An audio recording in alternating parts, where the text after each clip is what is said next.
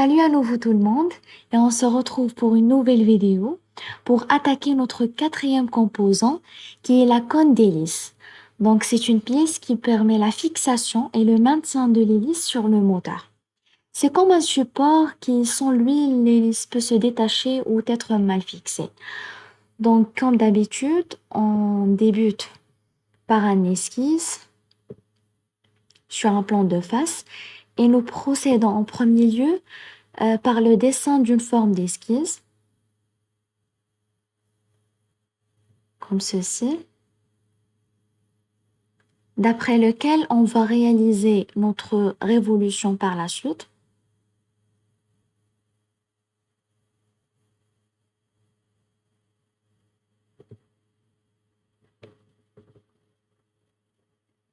Mais avant tout, on doit dimensionner tout d'abord les côtés. Pour cette base, on va choisir 8 mm. Pour celle-ci, on va choisir 2.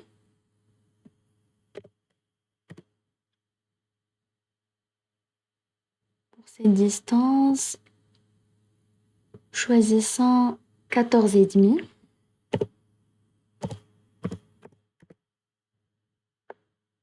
Et pour celle-là, 11.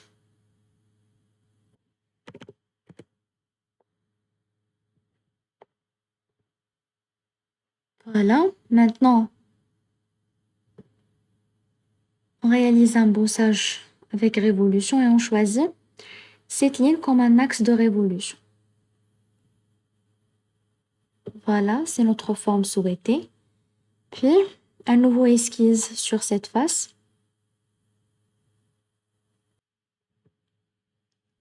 Pour dessiner un cercle d'un diamètre de 9 mm qui va nous servir pour percer des trous sur son périmètre.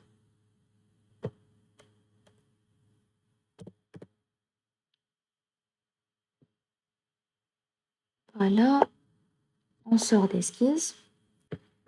Ensuite, nous sélectionnons notre révolution pour commencer le perçage. Nous choisissons cette norme asymétrique et ce type de vis, donc à tête cylindrique à 6 pans creux, et la taille M2. Par complément, nous positionnons les trous sur le périmètre du cercle dessiné auparavant, comme ceci. Donc on a besoin de 4 motifs, comme vous le voyez, et nous validons. Et voilà notre trou percé. On essaye de cacher ce cercle. Et voilà la forme finale de notre pièce. Donc pour le matériau, on choisit toujours la fibre de carbone. Pareil aux autres composants précédents.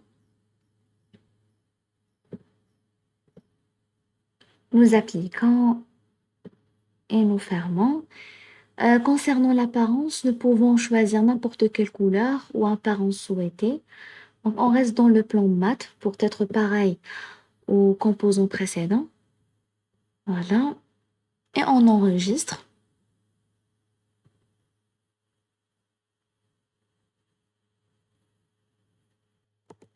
Donc cette pièce est souvent nommée spinner dans l'architecture du drone, puisqu'il sert comme un support ou une cône qui permet de fixer l'hélice sur le moteur.